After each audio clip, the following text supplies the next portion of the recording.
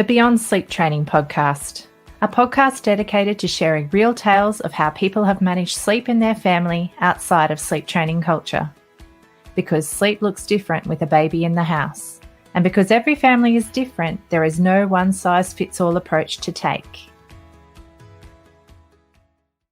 I'd like to acknowledge the traditional custodians of the land on which this podcast is being recorded, the Kalkadoon people. I pay my respects to the elders of this nation and the many other nations our guests reside in from the past, present and emerging. We honour Australian Aboriginal and Torres Strait Islander people and the unique cultural and spiritual relationships to the land, water and seas, as well as their rich contributions to society, including the birthing and nurturing of children. Welcome back to the Beyond Sleep Training Podcast. I'm your host, Carly Grubb. I'm the founder of the Beyond Sleep Training Project and also the Australian-based charity Little Sparklers. In today's episode, it's a continuation of episode 2, where I was sharing my own story of how I managed to move beyond sleep training and how that looked, particularly with my first baby, which was ultimately a hugely groundbreaking and shaping experience for how I have managed life with my babies ever since. It was quite a heartbreaking tale for me to share. But upon listening back to it, I also really wanted to add, before we dive into this episode, some little extra information that I think is really important for people who are listening along, who perhaps can identify with some of my story. And that is particularly around the extremely wakeful behaviour of my baby. For my particular baby, it ultimately ended up that we never found an underlying cause for why he was so extremely wakeful, other than what we ended up accepting as part of his personality. He was a super sensitive, still is a super sensitive orchid, or they're sometimes called a high needs baby, highly sensitive. And I like to call him a little sparkler, where it was personality traits that largely dictated the way he woke and behaved as an infant. But that's not always the case. And it's really important that when we're doing this work of helping people understand what normal infant sleep can look like, that we don't contribute to the struggles of families by simply expecting everybody to think that no matter how unsettled and wakeful their baby is, that there's absolutely nothing wrong with them, because that's not always the case. There are things that can be underlying the wakeful behaviour of a baby, and it basically exacerbates what would have been their normal wakeful pattern. So it is normal for a baby to wake and need comfort and feeding and whatnot throughout the night and into toddlerhood. Perfectly normal.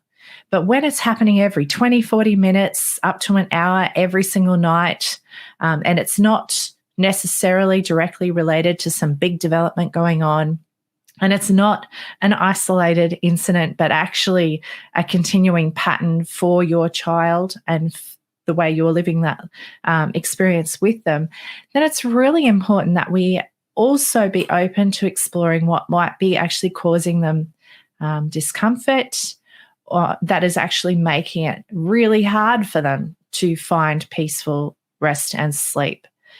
So some of the things we investigated for my guy, we did try, I was a breastfeeding mum, so we tried an elimination diet through a dietitian, and we also took him to the paediatrician. We looked at his breathing patterns and listened for things like snoring and mouth breathing and whatnot, which interestingly enough, he ended up with those things as an older toddler. But as an infant, he didn't display those kind of sleep disordered breathing patterns. So it wasn't the situation that was giving him trouble as a baby.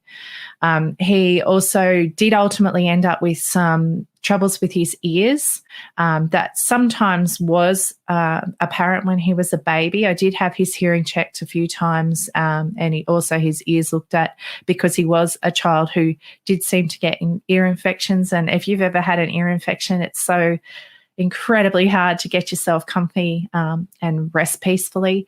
But at the same time, we were also quite onto that. So I don't think that was the actual underlying cause for him.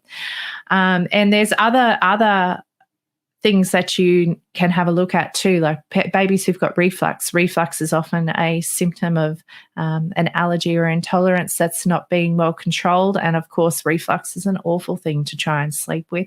So if your babe's got that kind of screaming and pain and whatnot, reflux might be at play. And there are other conditions also that are worthwhile considering. On our Little Sparklers website, I'll link into our show notes, our article on when sleep isn't normal, just to help you have a bit of a think about whether you feel like there's something more worthwhile investigating for your child. And sometimes it takes a few goes to get heard, because sometimes our concerns can be written off as not necessarily being the actual issue or case. But if you feel like you're being blown off, it's okay to seek a second or even third opinion.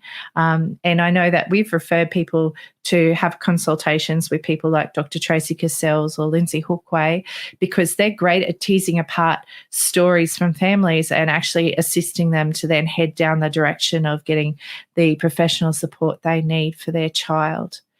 But I just really wanted to add that in before I go on with our story, because when I talk about normal infant sleep and wakeful behaviour, I'm talking about children who've had any underlying conditions explored if that wakeful behaviour is quite excessive and a real ongoing pattern for them, like it was for my little sparkler. So without further ado, though, I really want to get into the next part of my story of moving beyond sleep training, and that's where the arrival of my second beautiful baby. He arrived in late 2015 when my first little sparkler was 20 months old. It was an extremely different experience right from the very beginning. Aside from being pregnant with a toddler, that was a very different experience to being pregnant without a toddler. Exhausting, the fatigue's intense. I mentioned in the last episode that I had actually weaned my first during pregnancy due to severe pregnancy aversions. And so by the time he arrived, I was so excited for him. And my labour and delivery was a really, really different experience. With my first guy, it was such a fast, intense labour, and he was there before we knew it. And yet with this second guy, I was actually all psyched up for quite a quick labour, because that's what you're kind of told. If you have a fast one first time around, that might be just how you labour, and it's likely that your second one will be even quicker, which I was actually a little bit scared of. Thankfully, that's not how it played out. What actually happened was I ended up in labour for 10 hours with him, and I had the most peaceful pattern of contractions, if there's any such thing, where it was 5 minutes apart from the beginning, which also kind of made me think that he was going to be here in a hurry, but 5 minutes apart the entire way through, even when it came to the pushing stage. And my goodness, I would take that 10-hour labour over the ridiculously quick 1.5 hour labour I had with my first any day of the week, because you get to catch your breath. I could not believe how amazingly different it felt to actually be able to get my wits about me in between each wave of the contractions. And so right through the process, right through pushing him out, I felt incredibly strong. And it wasn't easy, don't get me wrong, but it was just a really empowering experience for me. And I didn't feel the same kind of intense surprise. It was like he actually announced his arrival in a more steady fashion. And funnily enough, that really suited his personality when he came out also. So he had this really old man face. His big brother did too, but it was so long, and he looked really different. And it's another thing, I think I'd pictured him looking similar to his big brother, because that's how I pictured my babies. And so it was a good wake-up call right from that very first instant to remind me that I was dealing with his own unique person. He wasn't his brother, and I needed to get to know him. And I really, really enjoyed those precious hours post-birth, just cuddling and peaceful and relaxed with him. One thing I noticed straight away right after he was born was that he had a really tight tongue tie right to the very tip of his tongue. And so when he cried, it was that classic heart shape that you he had talked about with significant tongue ties. But he found his way to the breast, no worries, and he latched on and started and camped out there and started feeding like a pro. So initially the tongue tie wasn't a problem for us. And so although I did ask for the staff to have a look at him when they came and did their checks and whatnot, just to confirm that, yes, this is what a tongue tie looks like. My first guy didn't have one, so I just wanted to know their thoughts on it at least. And in our town, being remote as well, I knew we wouldn't be able to seek treatment if we needed it in town. So I was kind of wanting to know whether we were going to need to hustle on getting ourselves to one of the major centres. But initially it just wasn't an issue for him. So I was lucky that I had my family again for the postpartum, and they were brilliant with my toddler as well as looking after me. I felt like as a family we'd found our groove with the postpartum this time round, whereas first time we all sort of seemed to be looking at each other, wondering what to do to help out, whereas, everyone pitched in and I pretty much did nothing but camp out on the couch and get to know my darling, and also recover from a very, very hectic pregnancy and then labour and birth. It was pretty fantastic. It really wasn't until after they all went home that it really hit me what a challenge I had ahead of me with my two babies needing me so intensely, especially through the night, because my big baby, little sparkler man, was still waking really frequently at night. And initially he really wasn't going to accept Dad in any way for nighttime care still, which was hard being that one person. But the way we kind of made it work was that in the evenings particularly, I would be feeding Bub up and letting him cluster feed or do whatever he needed to do while Daddy tended to our toddler and did all of the bath, bedtime routines and whatnot. And then if timing allowed, I would tag Dad out and actually go and lay with my toddler. So he got some mum time, because it's a really big adjustment for our older babes as well, because just as although our little ones need us, they still need their mum and dad too. So it was really important to me that I did get some of that time still in with my big fellow, and I didn't want him feeling like he'd been shafted. But because we did it that way too, I found he was actually quite good at communicating with me and understanding when if the baby had a really unsettled evening and he was not having a bar of Dad and there wasn't much we could do with a screaming baby, he was pretty good. He was pretty accepting of the fact that Mummy needed to be with the baby, and we'd either go into our room together because he had a little bed set up in our room, and he'd just chill on his little bed and sometimes fall asleep while I was settling the baby.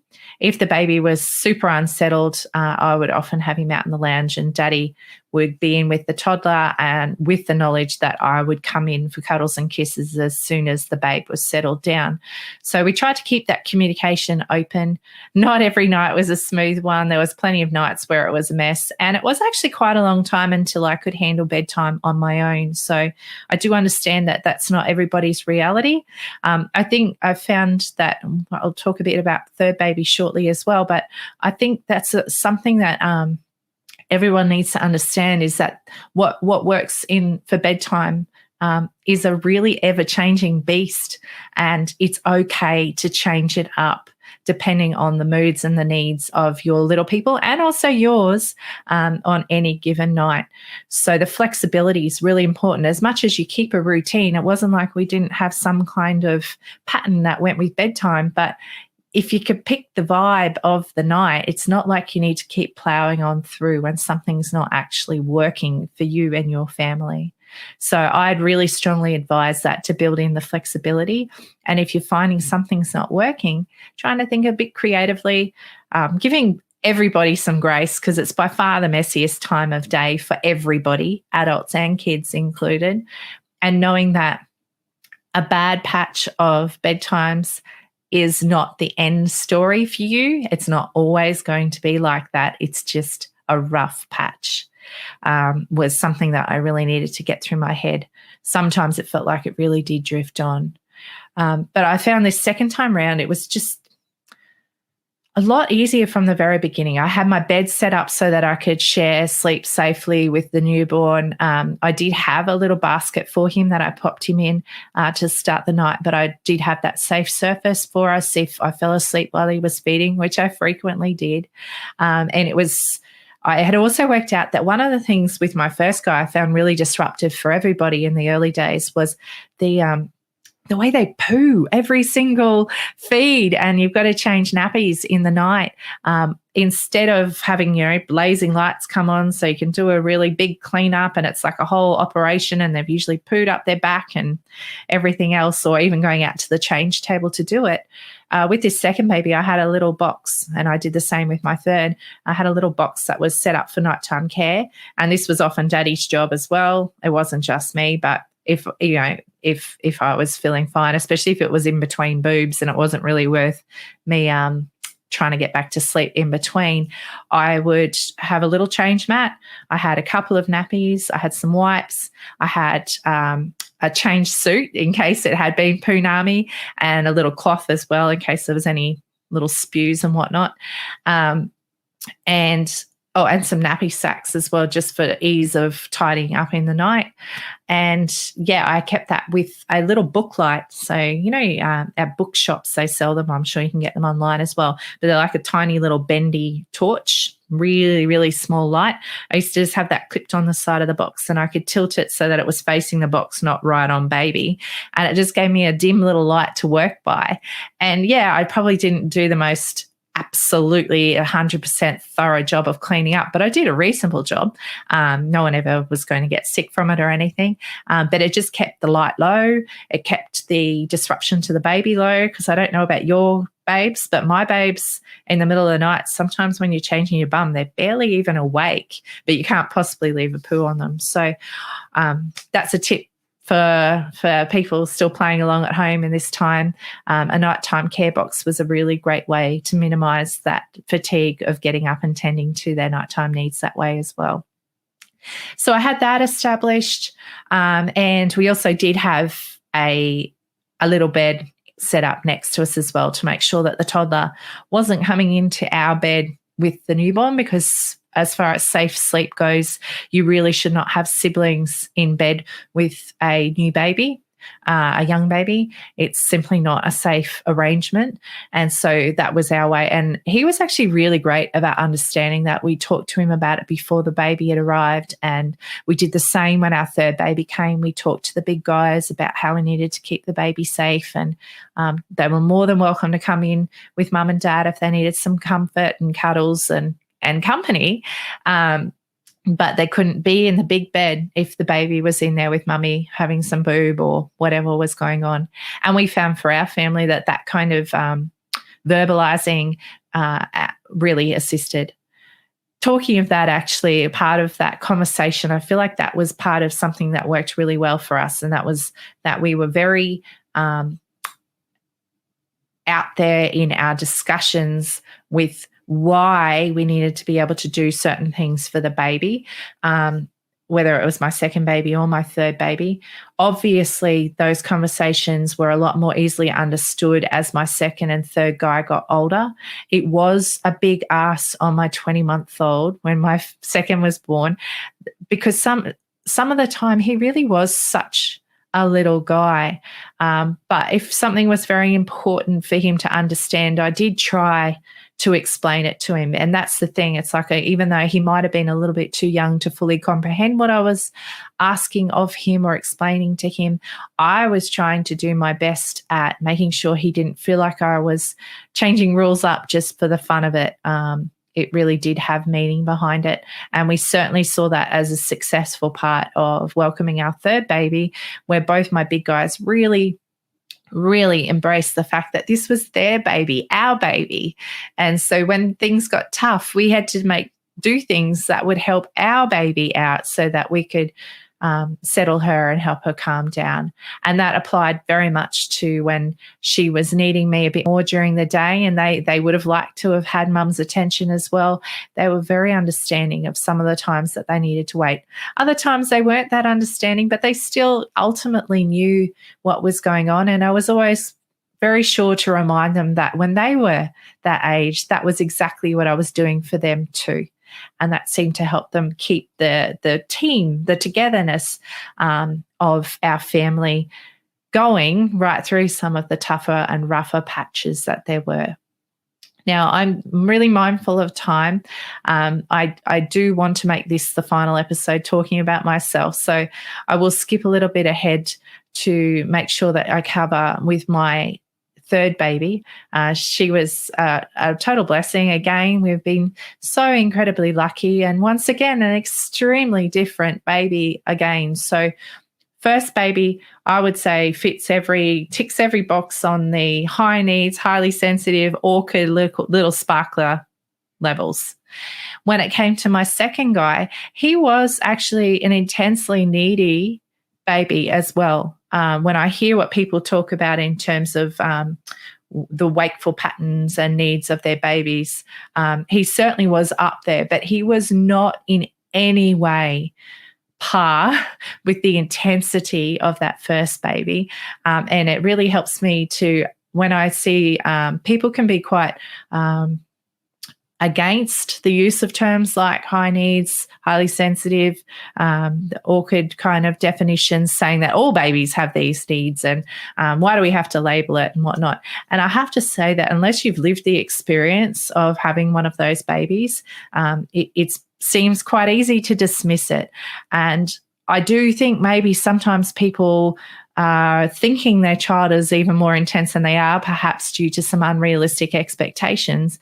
But I can guarantee you, even with the most realistic expectations in the world, my first baby was next level. And those babies exist. And I really am very supportive for families who are living that experience, because it's quite isolating, especially when other people don't seem to quite grasp the magnitude of the challenge you face when you're parenting a baby who is that level of intensity. My second baby was way more in this range of normal, and I'm assuming when people buck against those terms, they're talking more about a baby like my second guy, where those intensities were there, but there was breaks in between. And that is something you do not get with these super, super sparkly babies, orchids. With the second guy, he was he went through extremely wakeful patterns at different times, but his was normally always linked to some development or teeth or illness, and then things would calm down again. He still needed me a lot at night, and he was breastfed up until he was 25 months old. I was pregnant again. Seems to be my thing, where I end up weaning while I'm pregnant. But it was just such a more manageable pattern with him than I experienced with my first baby. Some of it probably also came down to the fact that I set myself up to be able to manage it better from the beginning. I didn't end up being so fatigued postpartum, trying to follow other people's rules and do all the things that I was told I was meant to do, because I knew I didn't have to. I knew I could do what worked for us. I could take any shortcuts I needed. I knew the value of my rest, so I took it when I could get it. And I did not feel even slightly ashamed to do those things. So perhaps some of that played into my well-being as well. Now, with my third baby, I had a really incredible postpartum experience again. The birth was really different. I was induced, which I was really not in the headspace for, but had to get my head in the game because I was delivering that baby and I was not going to be having any further interventions just because I knew my body could do it. I know that's not for everybody, but that was my mindset. And I delivered her very safely, and she was just perfection. And I have to say, the hours post-birth with all three of my babies are just some of the most precious memories of my life. And I'm so grateful that I was able to have that time where we were just together and got to know each other. We picked names, my husband and I. That's when we would try their names out and name our loves. It was a beautiful experience. And I had my family again. I'm so incredibly lucky, creating a beautiful postpartum welcome home. And everything was going so well. I was locked in this bubble of bliss. And then when she was 9 days old, I got this really strange pain in my side. And initially, I actually was wondering if you could get after pains back. no, it turned out to be appendicitis, and I had to have emergency surgery to have my appendix out. And good and bad in that she was so little, I was actually put back on maternity because I was so soon in the postpartum. And the maternity ward, they did such a great job looking after me, and I'm so grateful. I had a beautiful obstetrician who'd helped me through my 3 babies, and she was there looking out for me, and she defended my rights to breastfeed my baby through leading up to the surgery, and also helped facilitate and make sure that my baby had access to milk, breast milk, throughout the time I was away, and then through recovery. And the staff was super supportive of helping me to safely bed share with my husband watching over us, obviously, because I was on some pretty good medication. So the actual hospital stay and whatnot, it was traumatic, but it was good. I was very well cared for. And then I had family arranged extra support afterwards. And everything was actually going really well. I had everything that I could need to recover well. And yet it was really apparent by the time I was 5 weeks postpartum that despite all of the amazing things going on around me, and I could see logically there was absolutely no reason to explain it, I was deeply depressed.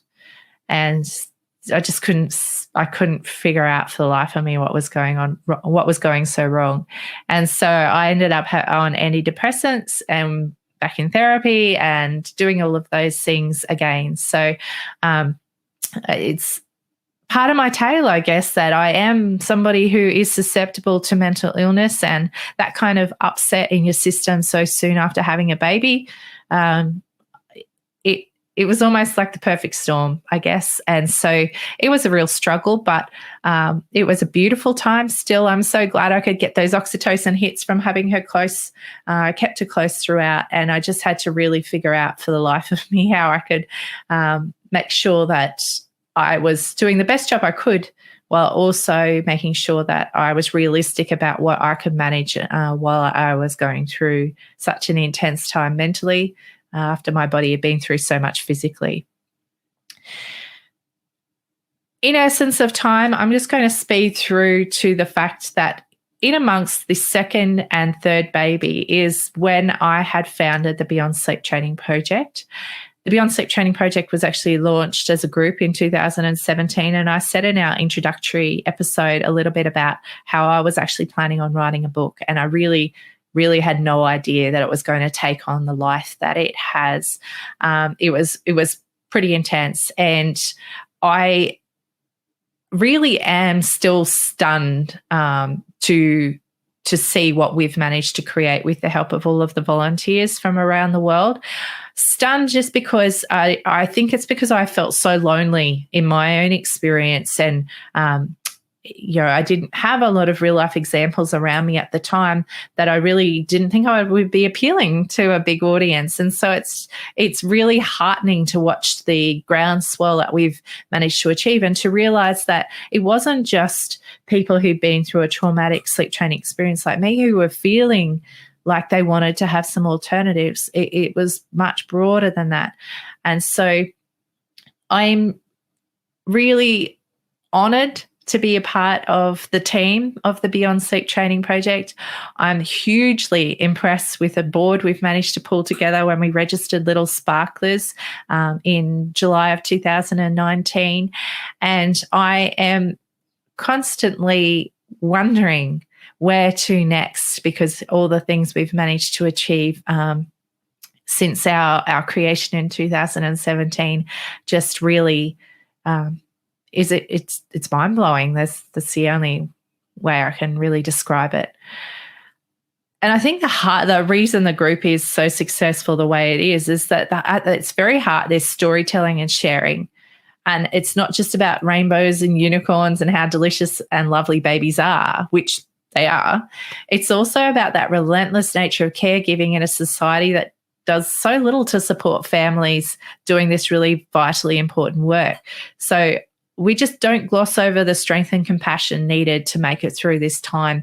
And I think that's what is actually quite appealing.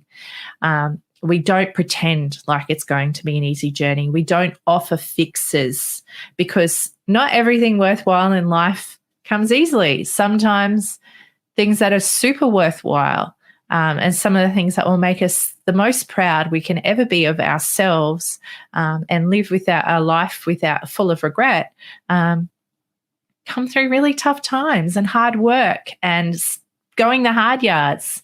And that doesn't mean that there's not beauty underneath. There really is a lot of beauty to be found in the parenting of your children day and night.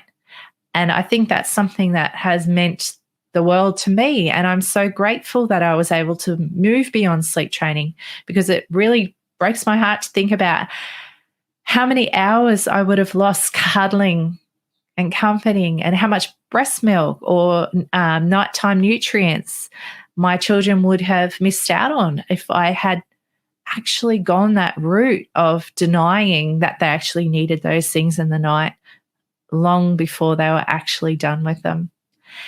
And so that's me in a nutshell. That's hopefully explained a little bit to you about why I've started the podcast to complement the group. I'm really looking forward to bringing stories along for you, because it's so important that we imagine a world that's moved beyond sleep training, a world that recognises and values a baby's biologically normal sleep and nursing behaviours as expected and respected elements of development, and in turn recognise, respect and honour the very real need for support for families as they make their way through this critical, though exhausting, time in their life. Really looking forward to bringing the next episode to you with our very